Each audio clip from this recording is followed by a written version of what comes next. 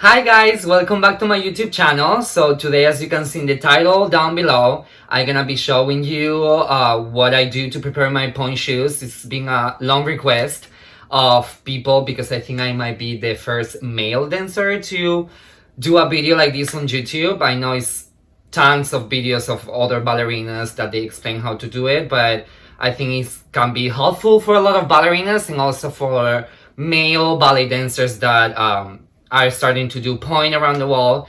Obviously, disclaimer, I'm a professional ballet dancer, so the specifications and the things that I do to my shoes are things that I do to make my shoe last longer, but also things that I know they work for me. So if you're a student, I will not recommend to do certain things that I do to my shoes. Always ask your ballet teacher to advise you if that works for you. If that doesn't work for you, obviously I've been dancing for a long time now on pointe, so I kind of know what I need.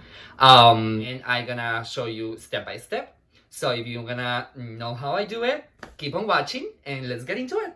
So the first thing that we are gonna do is cutting the shank of the shoe. I have luck, I guess, and I feel and I have proved that my arch, my highest point of the arch is where the cross of the Capezio ends of the brand name. It's not an X, but I think it looks like it.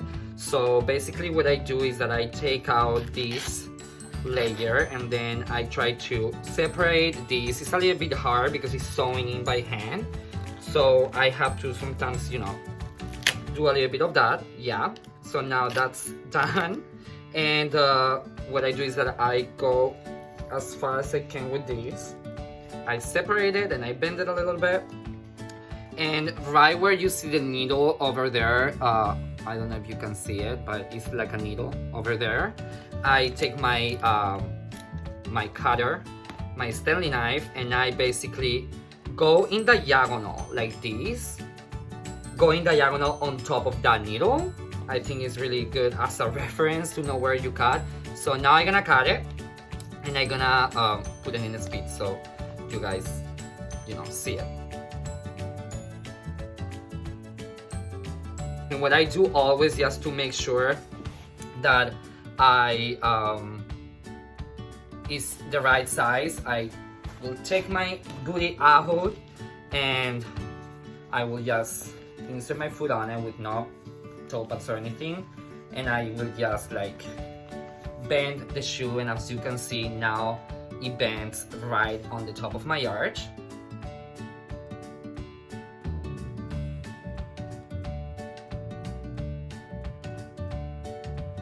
So now that we have our shoe already taped down and we already cut the shank, we're gonna proceed to darn the box, the platform of the shoe.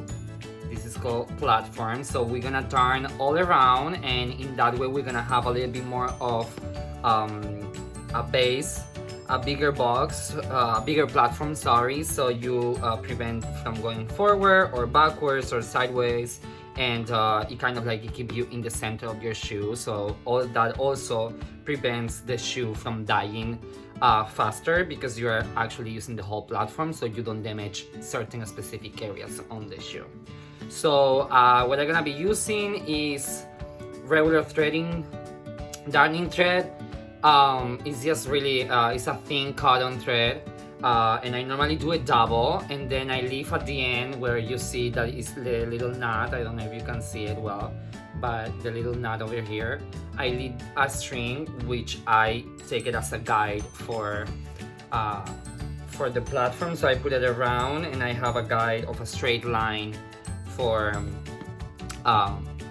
doing the darning. So what I basically do is that I go to the corner, I go through the satin of the shoe, and I start darning. I do a simple thread like this, and then I proceed to put the rest of the thread and put it here, so I have a guideline, and I do a little knot around, and I basically go through the satin again. Sometimes the fabric can be a little bit like hideous to pass through, but it works if you are patient.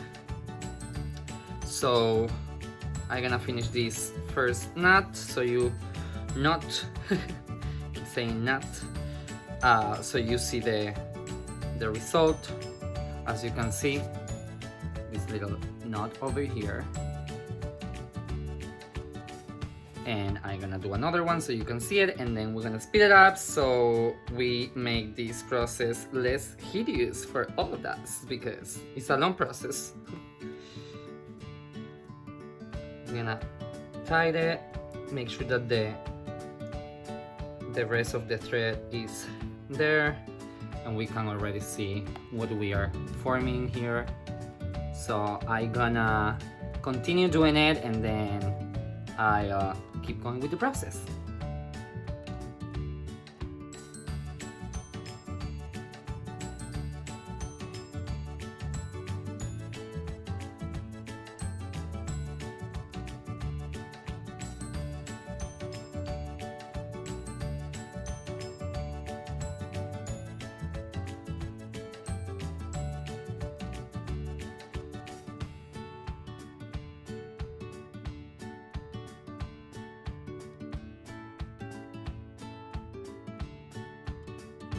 Have our food, and our shoe is done, and the shank is already cut. We are gonna put our food inside of the shoe. We're gonna take the strings and we're gonna straighten it.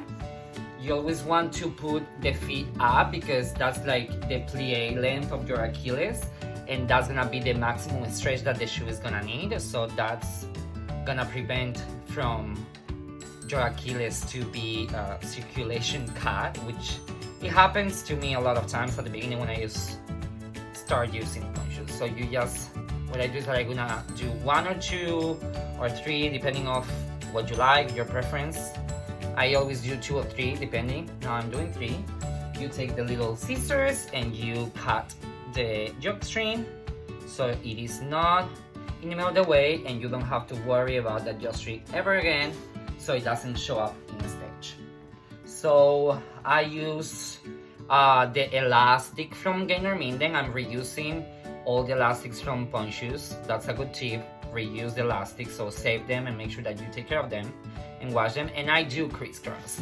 Normally I always like to put the elastic inside of the shoe, and I always like to put it where the seam of the shoe is, like in the middle, right in the middle, and I like to put it in the back, like maybe an inch away from the seam in the back, so it kind of like it goes on top of the ankle and it supports the ankle, and also grab the shank of the shoe where it's basically cut for our highest point of the arch, and it accentuates that area, so the shoe feels more like part of your feet.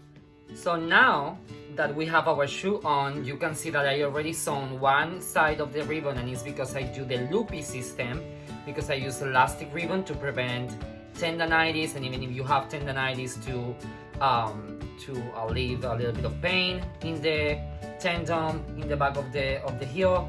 So what I do is that I sew one side. Normally I always sew the inside first, no matter right or left foot, and I'm gonna go around and I do one turn around my ankle, and then I go to the other side.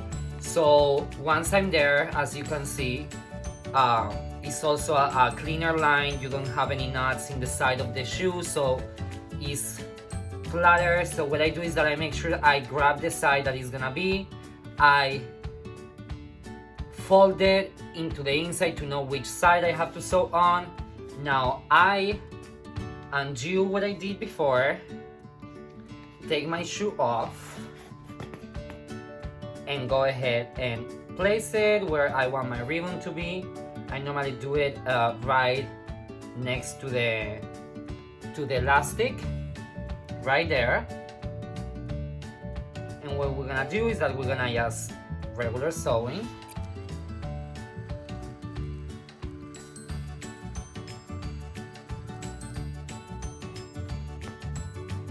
And And that's it. You will have one only ribbon and you will be ready to put your shoe on.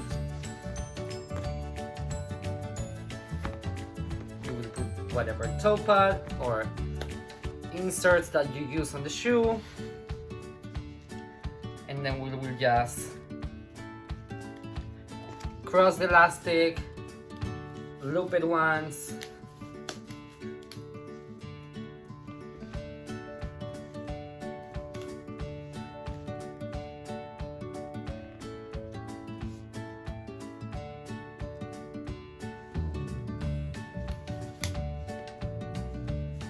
and voila! There you have your ribbon sewn. As you see, no knots in the back or in the sides, and your pointe shoe is ready to go.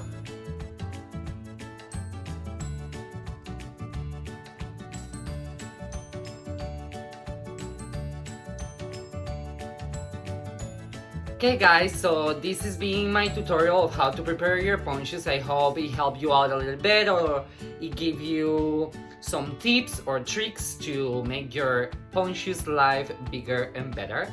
So that's all for today. I'll see you guys in the next video.